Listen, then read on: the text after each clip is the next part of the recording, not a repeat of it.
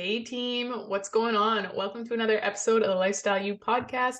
It's your host, Lacey Iskra, and on today's episode, I'm going to be talking about inflammation in the body, what causes it, what you can do to prevent it, and some anti-inflammatory foods that you can help to reduce it, and then also some super inflammatory foods that you should try to avoid if you can. So I'm super excited for today's episode. I've been personally learning a lot about inflammation just on my journey to try and heal my autoimmune, which is actually primarily caused from chronic inflammation in the body. So if you do have chronic inflammation, it can lead to different autoimmune diseases. That's why it is super important when it comes to inflammation or anything health related, really, to be in a proactive state instead of a reactive state, meaning you want to kind of do the things that are going to avoid you from ever getting an autoimmune disease instead of just trying to fix it when the time does come, because no one's invincible. And so if we're not taking the steps towards doing the right things, just with health in general, it is going to catch up to you. So hopefully this podcast just gives you a little bit of insight into some things that you can do to fight inflammation. So I just want to talk about inflammation in the body because from a personal perspective, I guess, because when I first started going raw vegan to help with my autoimmune. I don't think that was the answer. I think it was what my body needed for that period of time. I'm not telling you to go on a raw vegan diet. It was very hard to stick to. I was only eating raw vegetables, raw fruit, and chia seeds.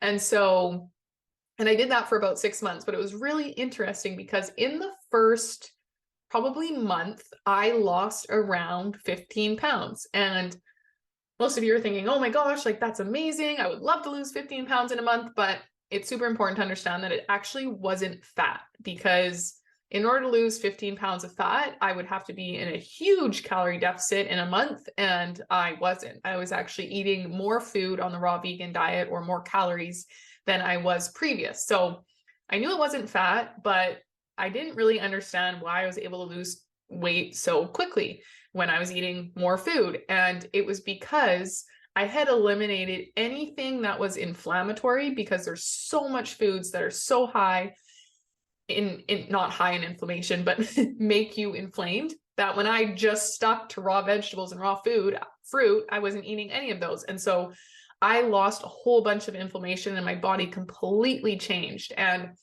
since then, I didn't really realize that I was that inflamed. And it's funny though, because looking back, I can remember being that same weight and feeling a lot bigger, I guess, in the past. And I'm like, I don't know why, like I don't feel that big, but I'm weighing this much and anything. So I lost that 15 pounds. I completely changed the look of my physique, and it was inflammation. I felt really good. And then since then, I've been able to tell when I am feeling more inflamed, and then I do certain things and then my inflammation comes down. So a lot of you might think you have 20, 30, 40 pounds of fat to lose, but a lot of it could just be inflammation. So I really hope that this episode just gives you some insight on what it is and how to lower the inflammation in your body. So just to kind of give you a brief overview, the chronic inflammation can cause so many different disorders, diseases. Like it causes cardiovascular disease, bone, muscular, skeletal diseases, chronic inflammatory diseases, diabetic complications, metabolic disorder complications, cancer, neurological disorders. Like it's the cause of so many different things, and so many people just aren't even aware of it. So inflammation in our body is the natural response to injury and infection. So I don't want you to think that all inflammation is bad. It's definitely not, because the immune system will trigger inflammation to send blood to an affected area, like a burn or a cut or a tear, to protect it and heal it. So inflammation is actually really good. That's why if you sprain your ankle, it swells up and then it heals. So if it didn't do that, we would have a really big issue, but it does, which is great. However, the good type of inflammation is acute inflammation. So it's short-lived, typically lasts only a few days, and then everything goes back to normal, which is great. We need that. However, chronic inflammation is what I'm talking about. It's a longer lasting, and it's a type of inflammation that you want to reduce quickly. So like I said, chronic inflammation can persist. And if it does, it leads to things like type 2 diabetes, heart disease, arthritis, autoimmune disorders, among many other things. So chronic inflammation is lurking literally behind almost every disease we face today, even cancer. So it is super important and we need to be more aware of it. So just a few things that causes inflammation. It's caused by tissue damage, which is the result of an injury or an infection or exposure to toxins, which is huge in today's world. It's insane the amount of exposure that we have to different toxins just on a day-to-day basis that most of us aren't aware of. Toxins are in our makeup, our clothing, our laundry detergent, our food, anything plastic, our water. It's everywhere. It's almost impossible to avoid at this point, but that's why it's super important to just take the steps towards reducing inflammation in any way that we can. So just some changes that I've made.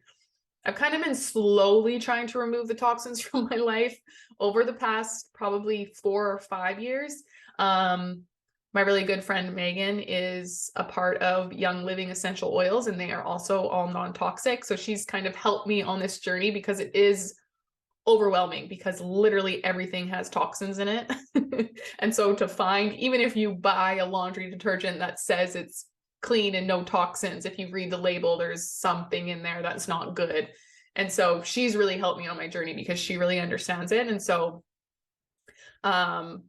yeah, if you have any questions about toxins or what toxins are in, you can shoot me a message and I will probably direct you to her because she is amazing and she knows a lot, but she's helped me a lot. So things that I've done is stopped using dryer sheets. That is one of the most toxic thin things that we can use. And I just switched them out for wool balls. So you just put little wool balls into your dryer and you can actually put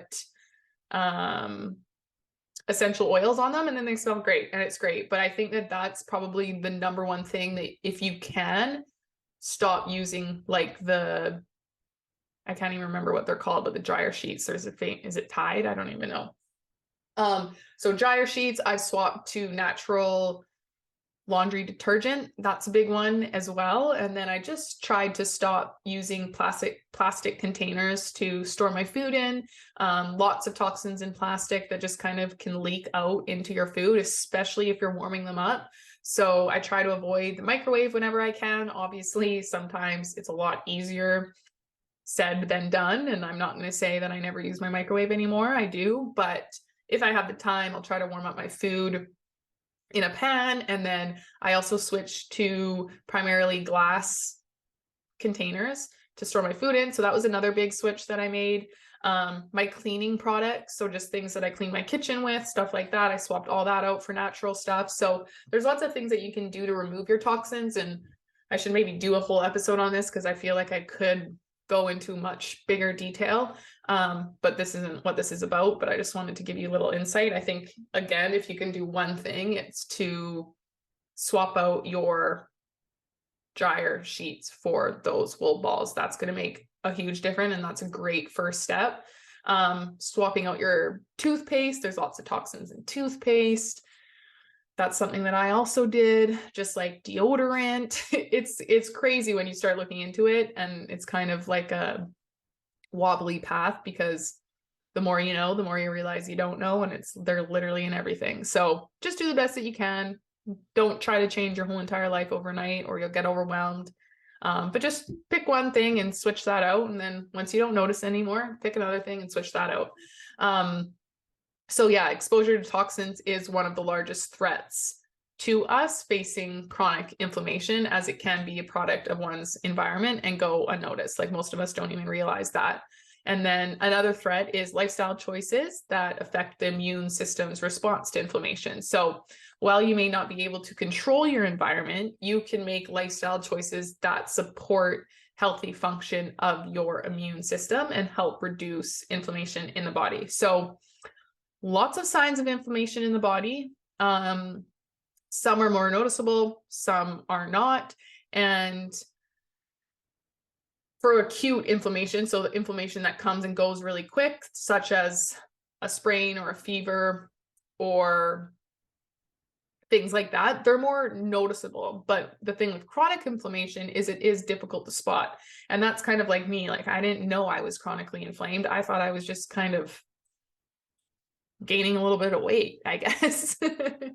But I wasn't. It was inflammation. So like I said, it's more difficult to spot, but it could come up as digestive issues, joint pain, high glucose levels, high cholesterol, low good cholesterol, or weight gain. So lots of things that you don't even think about.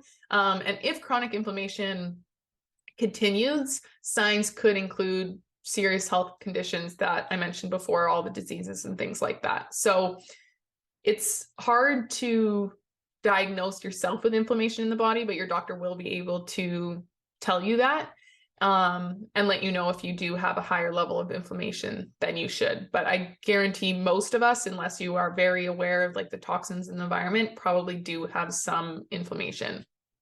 So lots of ways that you can reduce chronic inflammation. And it's the basics. It's all the things we know we should be doing that maybe we don't always prioritize, which is okay. But even if you can just start to incorporate one, that's going to make a huge difference. So obviously making time to exercise, it's one healthy habit that will help reduce inflammation. But even if you look at me, like I exercise probably every single day and I had an insane amount of chronic inflammation, so much so that it did cause an autoimmune disease. And so making time to exercise is going to be super important. A couple other ones are just coping with stress. So stress and anxiety can worsen inflammation, making it harder to get rid of it. So daily practices, finding something that helps you to cope with stress, whether that's going for walks or meditating or practicing yoga. There are plenty of natural remedies for anxiety to choose from as well that will make a major impact. And it is all about finding whatever works for you. So not everyone is going to be able to meditate. I understand that, but it is super important that you find a healthy way to cope with stress because we live in a stressful world.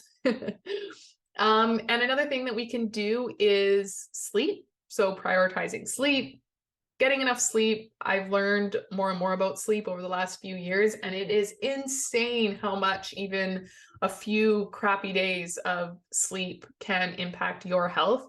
And so sleeping is just something that you have to prioritize. Sometimes it can seem counterproductive, but it is super important. And sleep is the driving force behind your immune system. So it literally controls your inflammatory response. So without adequate sleep, it's going to be basically impossible for you to reduce chronic inflammation. So just keep that in mind. Hydrate, obviously, with water. Water is even a tricky one because most of our water that comes from the tap has a lot of toxins in it. And you have to use all these fancy water filters, and some work better than the other. And it's a whole nother, what's the word I'm looking for, road that you have to go down. So again, just try to raise your awareness a little bit and do a little bit of research, look into it and see how you can start increasing the quality of your water. But drinking water helps flush toxins at the end of the day, and toxins are usually what cause inflammation. So make sure you're prioritizing water. And eating anti-inflammatory foods is another way that you can do to reduce inflammation. And it is really critical to fighting chronic inflammation. So the good news is that anti-inflammatory foods are everywhere. Most of us eat them a little bit each day. So it's lots of fruits, vegetables, nuts, seeds, and even wine. But you can see basically what I was eating when I was on that raw vegan diet.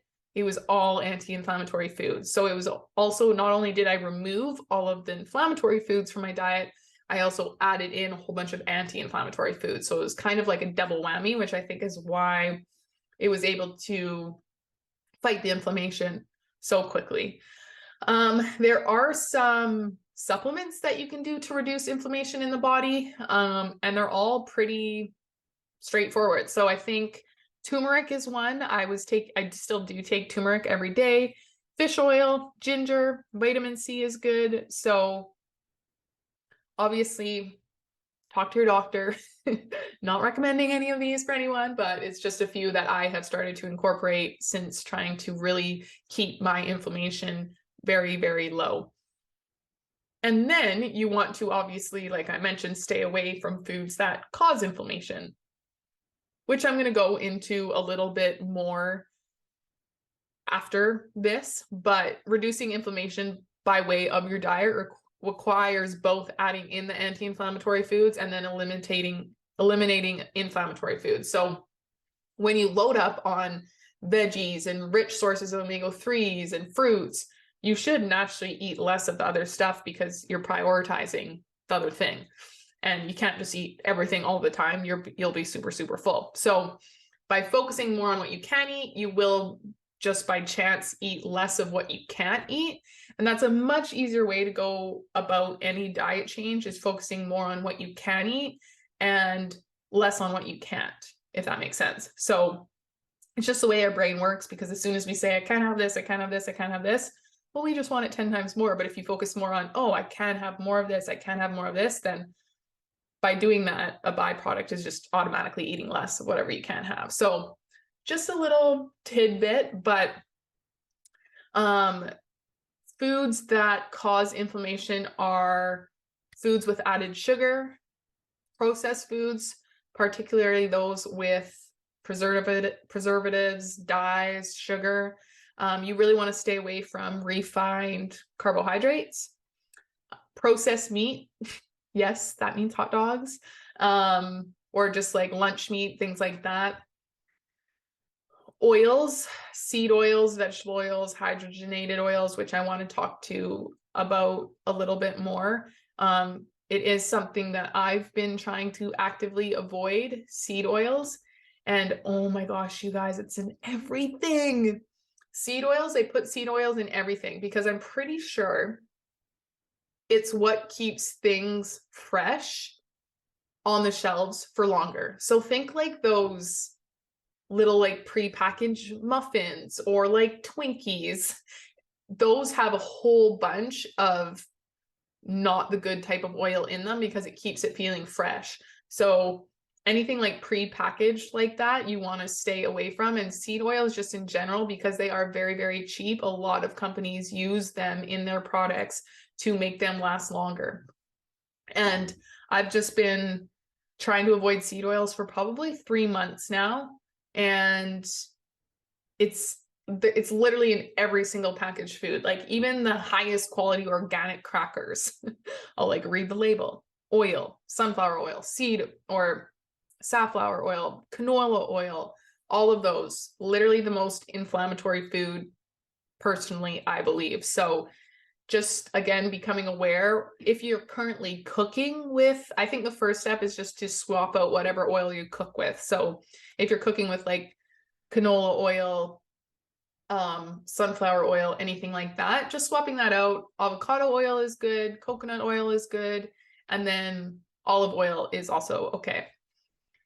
So other things to stay away from is artificial sweeteners, and then sweetened or artificially sweetened beverages. So those are some things to just keep in mind. Consuming too much sugar can obviously lead to chronic inflammation, and just like high levels of sugars and diets in general lead to inflammation. So try to watch that. Best to just stick to natural sources of sugar, things like from fruit, maple syrup, honey, things like that.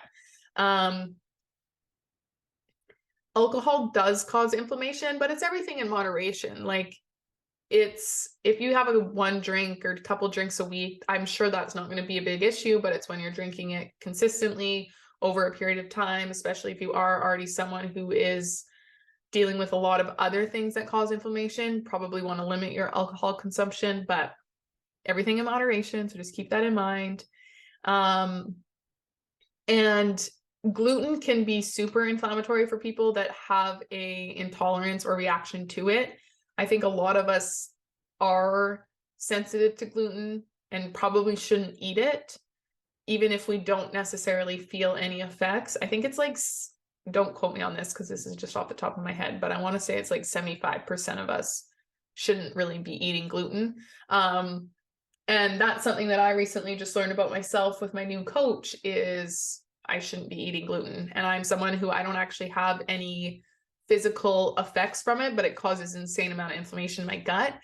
And again, I'm just saying this off the top of my head, so don't quote me on this, but I'm pretty sure if you eat even a small amount of gluten and you are sensitive to it or it causes inflammation in your body or whatever, it actually, that reaction, like inflammation reaction to that gluten can stay in your body for up to 7 months, which is insane, which is why it's so hard for me to avoid, because I don't feel like, I don't get bloated, I don't have a stomach ache, I don't have any weird bathroom things going on, like nothing really affects me when I eat gluten. But when I did my testing, it came up as highly inflammatory for me. So again, just something to keep in mind.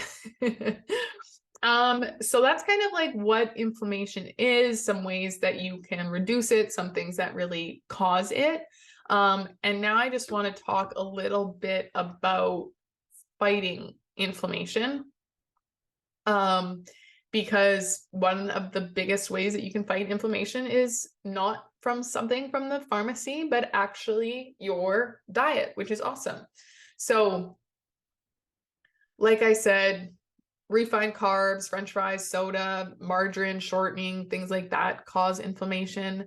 But anti-inflammatory foods are foods like tomatoes, olive oil, green leafy vegetables. So think spinach, kale, collards, nuts like almonds and walnuts, fatty fish like salmon, mackerel, tuna, sardines, I guess would be okay. And then fruits such as blueberries, strawberries, cherries, oranges, things like that. So many benefits to anti-inflammatory foods. Particularly fruits and vegetables such as blueberries, apples, leafy greens that are high in natural antioxidants are amazing and are going to be your best bet. So if you want to think about like a diet that would be anti-inflammatory, think about the Mediterranean diet. So it's high in fruits, vegetables, nuts, whole grains, fish, and healthy oils. So that's like a really good place to start, I would say.